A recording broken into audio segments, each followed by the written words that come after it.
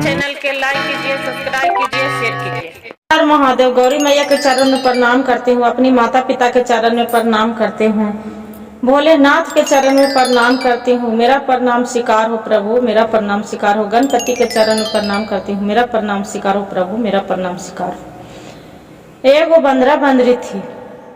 जो बंदरा बंदरी थी तो बंदरिया के जो बाल बच्चा होता था तो एक भी जीवित नहीं रहते थे, सब मर मर जाते थे। बंदरी बहुत परेशान थी, बोलते थे कि आप प्रभु या भोलेनाथ, कौन सा हम कर्तव्य की हूँ कि मेरा एक बच्चा भी धरती पर नहीं बचते हैं। बंदरिया अपना पति के बंदरा के बोल रहे हैं कि स्वामी, ये कोई उपाय नहीं है कि हम इतना सारा बाल बच्चा भगवान देते हैं भोलेनाथ, बाकी एक भी बच्चा मेरा नहीं बच पाता है, क्या कारण है? ऐसी सोच में डूबे रहती थी बंदरी। एक दिन के बात हुए कि वही रास्ता से नारद जी गुजर रहे थे। जब नारद जी गुजर रहे थे, बंदरी के देखे कि बहुत उदास है। बोले कि क्या हुआ बंदरी, आप तो बहुत उदास हैं। बोले कि नारद जी, आपसे हम क्या कहें, भगवान मेरा बाल बच्चा 10 को दिए, बाकी ये धरती पर एक भी मेरा बाल बच्चा नहीं बचा। मेरा लगता है कि जीने के मन नहीं करता है, क्या करूं, कोई समझ में नहीं आता है। बहुत हम परेशान हैं, दुखित हैं कि भगवान मेरा बाल बच्चा तो देते हैं, बाकी मेरा कोख के दाग क्यों लगाते हैं। निर्वंश भला, बाकी मेरा वंश भगवान नहीं देते तो अच्छा रहता। ऐसी बंदरी पूरा सोच पाच कह के और नारद जी से अपना कहानी सुना रहे थे। नारद जी बोले कि ऐसा क्यों न करते हैं कि सावन को महीना जो शुरुआत होने वाले है, वही सावन के महीने में आप दोनों पति पत्नी काशी जी क्यों नहीं जाते हो? बोलते हैं कि प्रभु, मैं 18 बंदरा बंदरी कैसे काशी जी जा सकते हैं? बताइए, कोई मेरा मंदिर में घुसने देगा? नहीं ना। नारद जी बोले कि देखिए, आप तो भले एक बंदर हैं, बाकी आप चाहेंगे तो आसमान पर भी कूद सकते हैं। ऐसा नहीं है, उतना ऊंची ऊंची पहाड़ी पर रहते हैं तो आपको भोलेनाथ के तो जब चले जाना कोई आम बात है, कोई वैसा टेंशन नहीं है। बोले कि हाँ, ये तो सही बात है, बाकी ऐसे कैसे जाओगे? बोले कि प्रभु, आप मेरा बता दीजिए कि हम अपना प्रभु पर जल कैसे ढारेंगे। बोले कि देखिए, आप दोनों पति पत्नी कांवर ले लीजिए और कांवर लेके आप चली जाइए काशी जी, विश्व भोलेनाथ के जाके मंदिर में चढ़ा दीजिए, हर हर बोल बम करके। बोले कि ये तो बड़ी कठिन की बात है, आप कुछ कहते तो कर सकते थे, हम कांवर ले जाएंगे कैसे? हम तो 4 पैर पर चलने वाले हैं, उड़ भी नहीं सकते हैं। बोले कि आप जो चाहोगे तो ले जा सकते हैं।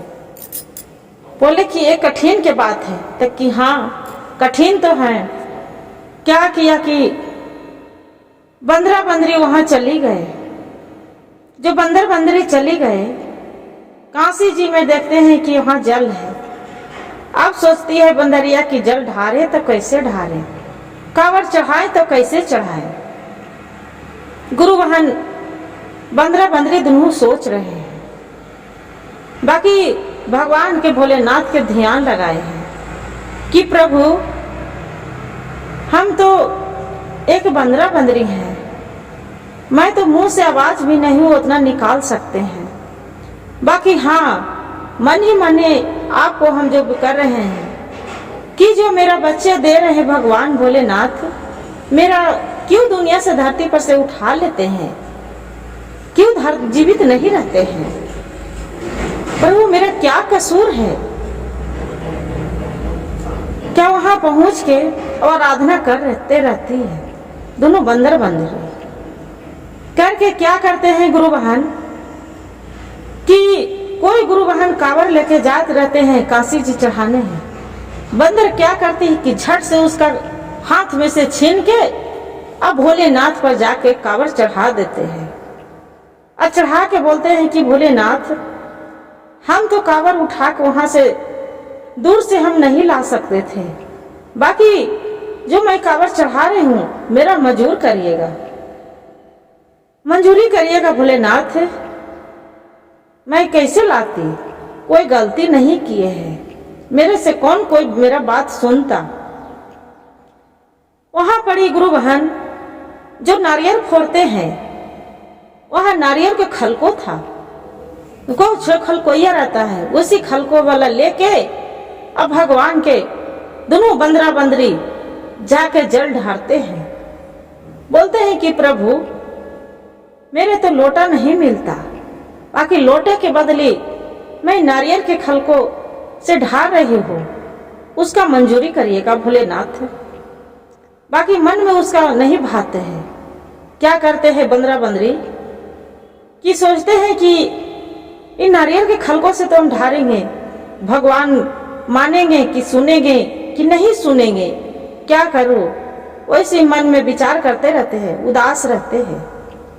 उससे जो नहीं मानते हैं क्या करते हैं कि बेल पर कूद के दोनों बंदरा बंदरी चढ़ जाते हैं। चढ़ के बोलते हैं कि स्वामी नारियल के खलकों से तो जल तो ढार दिए हैं भगवान के भोलेनाथ के, बाकी वान लोग के तो चढ़ावल है खलको, नारियल चढ़ाए है, भले वो नारियल के खलको निकल गया, छड़ा निकल गया, बाकी तो उसके तो पुण्य मिलेगा, मेरा क्या मिलेगा? मेरा तो कुछ नहीं मिलेगा। बोलते हैं बंदर बोल रहा है बंदरी से, बंदरी बोलती है कि तब कैसे करेंगे स्वामी, मैं क्या उपाय करें? तब बोले कि ये काम करते हैं, ये बेल है ना, बेल के तोड़ो, बेल के तोड़ के गुदा निकाल के और इसी के तू बेल पत्थर ले चलो और हम 5 जल ले चलते हैं। क्या करती है कि बंदर झट से न तोड़ के बेल के उसका पटक के फोड़ के अब बेल के खलकों में ले जाके अब भगवान पर जल ढार देते हैं। जल ढार के ये जो बंदरी रहती है तोड़ के बेल पत्थर भगवान पर चढ़ा देते हैं और दोनों हाथ जोड़ के बैठ जाते हैं। अब बैठ के बोलते हैं कि अब प्रभु भोलेनाथ जो भी कोई गलती किए होंगे प्रभु मेरा गलती की क्षमा करिएगा। अब मेरा जो बाल बच्चा भगवान धरती पर से उठा ले जा रहे हैं, मेरा जीवन बख्श दीजिए, अब मेरा बाल बच्चा दीजिए प्रभु कि मैं भी सबकी तरह खुद हूँ खेलूं, अपना बच्चे के साथ खुशियां मनावे। प्रभु जैसे जी जंतु खुश रहते हैं, जैसे मैं भी मनुष्य के तरह हूँ प्रभु, ऐसा नहीं है, मेरा भी जीवन खुशी मिलना चाहिए। माता पार्वती बोलते हैं भोलेनाथ के, प्रभु आप बंदर की आवाज सुन रहे हैं, देखिए क्या बोल रही है। बंदरी बहुत उदास रहती है। उसका भोलेनाथ आप 10 को बाल बच्चा दिए, बाकी उसका धरती पर से उठते चल गए। भोलेनाथ बोलते हैं कि देवी मैं क्या करूं, मेरा तो उसमें कोई कसूर नहीं है, उसका उतना ही उसका बच्चे के सुख में समर्थ नहीं है कि उसका बाल बच्चा से उसका खुशी मिले, सभी के तरह खुश रहे। सो उतना ही लिखल था उसका, जितना बच्चा हुआ उतना ही तक उसका खाली दिखावा था कि मेरा भी बाल बच्चा आ रहा है, उसका जीवन में खुशी नहीं लिखा है। कैसे करे? माता पार्वती बोलते हैं कि प्रभु ये भी सोचिए कि इतना जानवर हो, पक्षी हो, मनुष्य हो, चाहे कोई चीज की भी हो, उसका जो आयु पूरने वाला रहता है, कोई भी हो, उसी को आयु बच्चे के आयु दे के ये बंदरिया के दे दीजिए कि अपना चले गए खुश रहेंगे प्रभु। बोलते हैं भोलेनाथ कि किसका बच्चे के मारे, बताइए किसका मारेंगे, कोई दुखित होगा। तब माता पार्वती बोलते हैं कि प्रभु देखिए, कोई जो बूढ़ा रहते हैं, बूढ़ा पुरानिया, उसका आयु पूरने वाला रहता है, 2 दिन 4 दिन बचता है प्रभु, उसका पहले 2 दिन मृत्यु दे दीजिए। अमूर्त मृत्यु देके अब उसी बच्चे के जान डाल दीजिए। जो बच्चे आप इसका बंदरिया हो के बच्चे हो रहे हैं, उसी में आयु पूरा दे दीजिए और दे के इसका खुशी दीजिए प्रभु। देखिए तो एक बंदर होके, बंदरी होके आपके कितना आराधना कर रही है, कितना आंसू बहा रहे हैं प्रभु। बोलते हैं कि हाँ देवी, ये तो सही बात है, आपको बात नहीं टालेंगे। इस सावन के महीना में ऐसे पवन दिन होते हैं, कोई भी कुछ मांगते हैं उसका जरूर पूरी होता है। एक बंदर बंदरी के क्यों नहीं पूरा होगा, जरूर होगा। भगवान वचन दे देते हैं कि जाओ सभी की तरह तू भी खुश रहना। आज की बात है, 9वें महीना तुरते आपको भी बंदर अथी बच्चे पैदा हो जाएंगे। क्या करते हैं गुरु बहन, वहां से बंदरा बंदरी खुश होते हैं। बंदरी के बहुत अच्छा बच्चा पैदा होता है, बंदर सुंदर सा बच्चे जन्म लेते हैं, उसका माँ के साथ खूब खेलते हैं, कूदते हैं। बंदरी बोलते हैं, भगवान की आराधना करते हैं, क्या भोलेनाथ है, आप तो दत्तदानी है, काल महाकाल है, देवों के महादेव हैं, या भोलेनाथ मेरे जैसे खुशी दिए जैसे सभी के दीजिएगा भोलेनाथ, सभी के पर दया बरसाइएगा, खुश रखिएगा। गुरु भाई गुरु बहन, ये जो कहानी अच्छा लगता है वीडियो के, ये कहानी से ही सीख मिलता है हमें कि चाहे कोई चीज हो, बच्चा सभी को प्यारा होता है, चाहे कीड़ा मकोड़ा भी नहीं, उसका लिए वही प्यारा बच्चा होता है। जैसे मनुष्य हो, आदमी हो, जानवर हो, कोई चूहा हो, छुछुंदर हो, कुछ भी हो, बाकी जिसके जो बच्चा होता है उसी को सबको प्यारा होता है। ऐसा नहीं है, एक चिट्टी के भी बच्चे प्यारा होता है। जैसे भगवान भोलेनाथ सभी को बच्चे को आप जीवन में खुशहाली दीजिएगा। मेरा भी बच्चे को बाल अच्छा से रखिएगा भोलेनाथ। कहानी कहने वाले पर भी दया करिएगा और सुनने वाले पर भी दया बरसाए रखिएगा भोलेनाथ, कृपा बरसाइएगा।